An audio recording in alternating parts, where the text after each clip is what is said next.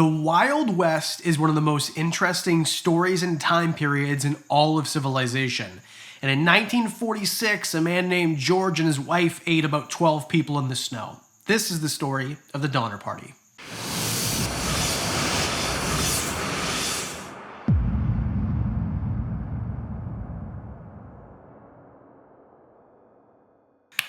Okay, I know this is informal history, thanks for watching. My name's Adam, but this is a dumbed down version of what happened with the Donner Party. It's a long, elaborate story that started in May of 1946 and didn't end until almost May the following year on a journey that was supposed to be 4 to 6 months. So let's just get into it. As a background, in the 1840s, it was really popular for people from the Midwest or the East Coast to go all the way to California, or at least go west, right? To settle the West. There's a bunch of land there. You can just have a bunch of land, basically. And of course, there are things standing in the way, but a lot of people didn't know about this. It was sold as if there's a dream. There's a dream out west. Just go. Just get your caravans, get your horses. By caravans, I mean groups of people. There were no motor vehicles, there was no trains, there was no airplanes. You either had to go a very long sea voyage, or you could travel by land. And there's no roads, by the way. So this is really trudging it. More or less, you could be free with your religion. There's a lot of things with the economy out there that didn't belong or didn't exist where you were from in the first place, so it was really appealing to go settle the West. Many of the European settlers, which are coming around that time, or maybe a few years before, or 100 years before, whatever, they think that, well, this land belongs to white European settlers, so let's go settle the rest of this giant continent that is basically barren, and there's no one there, even though there was lots of people there. We all know Native Americans have been there for a long time. So there was a route, or several routes, but most of them started in Independence, Missouri, which is here.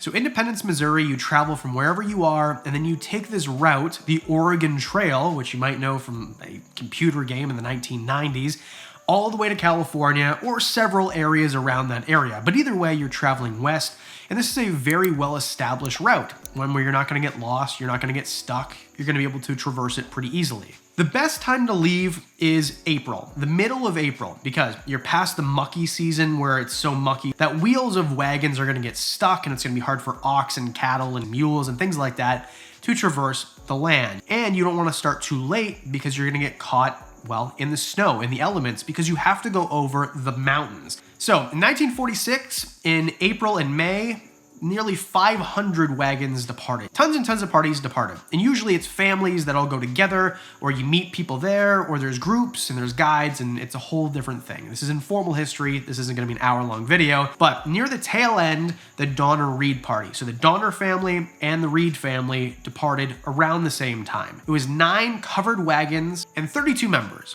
Now, keep in mind that Mr. Donner, George Donner, was 60 years old and his wife was 44 years old. So these are elderly people in that time. Or not elderly, but approaching, they're not spring chickens. Let's say it like that. And as they travel, they pick up more and more people. Now, about 2 weeks in, they're due to cross a river, which is pretty navigable for most people if you leave in April. But for whatever reason, the Donner Reed party left on May 12th. So almost a month late, or at least 3 weeks later than they're supposed to. There was a big rainstorm that created flooding, and this river that they were supposed to cross was 20 feet higher than it was supposed to be. So they had to wait, which put them even further back. And at this time, Mrs. Reed's mother died of consumption, otherwise known as tuberculosis, which actually still exists. My very first video on this channel right here discusses extinct diseases that are still around. That's one of them. In most travels in this manner on the Oregon Trail, it's about an average of 15 miles a day traveled. So by June 16th, the families and the group in general have traveled about 450 miles. So they're making good time even though they've left late. And although this was a long time ago, it was still people. People want to make money, and people are willing to do desperate things or dirty things in order to make that money. And on July 12th, one of these things happened. A man named Lansford Hastings, he would send messengers to these people who are traveling across country to get to California and tell them about a new, better route to California.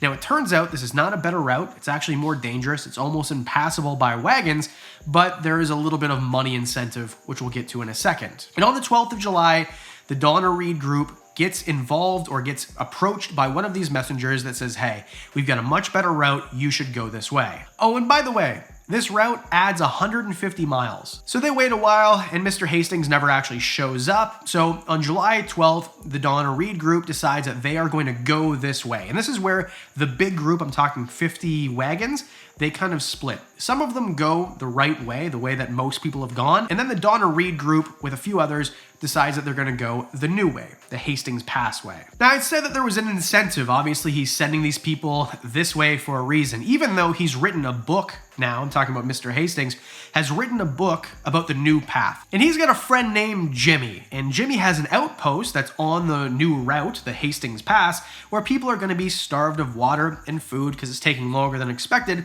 And he's going to get a bunch of money because they're going to buy things from his outpost. This is why they kind of went into business together. It's dirty, but that's the way it happened. So after a while, they realize, okay, this is a really terrible route to go. They're cutting down trees, moving boulders. It's just a bad time. They're breaking axles and having to replace them. Imagine trying to replace an axle that's carrying people and supplies, and you have nothing around besides woods. That's going to be a bad time. And by August 20th, they get to a ridge where they can see below a salt lake. This is Great Salt Lake. So they go through and they're running out of water, they're running out of food because they're behind, and then they reach another salt flat. Now, salt flats, when it gets really hot during the day, the moisture from below the dried lake bed is going to come up and create a gummy surface. Now, we're talking about wagon wheels from the 1800s, okay? Not really state-of-the-art technology.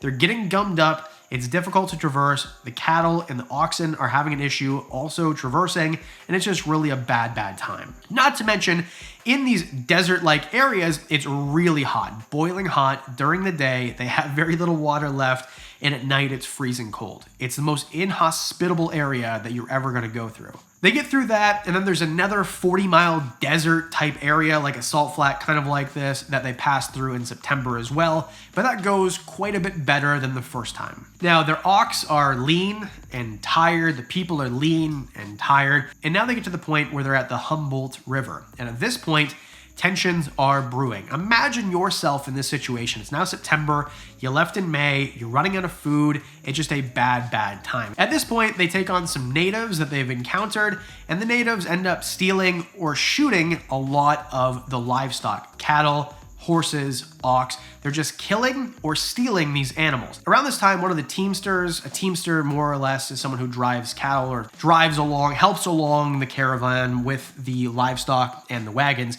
was starting to beat an ox, starting to whip an ox. And Mr. Reed wasn't having it. So he said to stop, and then they got into a scuffle, and the teamster started beating him over the head with one of the handles of the whips. So Mr. Reed stabbed him and killed him, and now he's dead. So the rest of the group, even though it's the 1840s, there's still a little bit of law and order, decide, okay, we're not going to hang this guy. What would be worse is to exile him. So they shunned him from the group. Here you go. You're on your own, hundreds of miles on foot from anything and anywhere. It's not like there's a 7-Eleven down the corner. There's nothing. Fast forward to the beginning, mid of October, there's very little grass for these cows to graze on. It's a kind of a disaster. There's even more issues with Native Americans killing more animals. Okay, so now it's October 20th. They're at the last push in what is now known as Donner Pass. And it starts to snow badly. They were told it wasn't supposed to start to snow until November. It's the end of October. And when I say snow, I mean we're getting feet upon feet every day. So they decide we're going to have to camp. There's no way that we can traverse. There's a big steep incline we have to go through with wagons. It's just not going to happen. So they decide that they're going to camp out. And the group, which at the time was 80 plus people, there's 3 cabins that are spread out a good distance, a day trek each way, so that they decide that they're going to occupy these cabins in this area. And at first, some of the parties got pretty lucky. One of them killed a bear, but they have very little luck fishing what is now known as Donner Lake because they don't really know how to do that, and they don't really have much luck with deer or even small animals. They're forced to eat things like mice and rats and things like that. And eventually they get so hungry being stuck in this weather with nothing else around that they start to eat hide. And when I mean hide, I don't mean fresh hide. I mean what their snowshoes were made of, what carpets were made of, what parts of their wagons were made of. They're literally taking horse bones and boiling them until they're brittle enough they can eat. One of the camps sends a group of snowshoers to pass on. So they have these snowshoes. This goes on, I think it was 33 days around that time. And in this time, two of the members eventually die.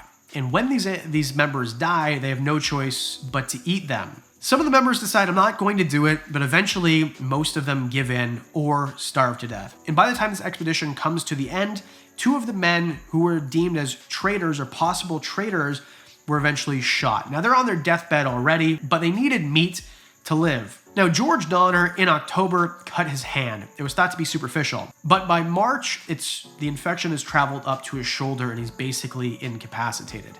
He's on his final legs. Several rescue missions took place. Some people were rescued, and by the way, Mr. Reed beat all of them there and was there safely, or at least recovering. All in all, both of the Donners died, and only 48 of the 87 who originally set out to go through Hastings Pass survived. And 3 ox, by the way.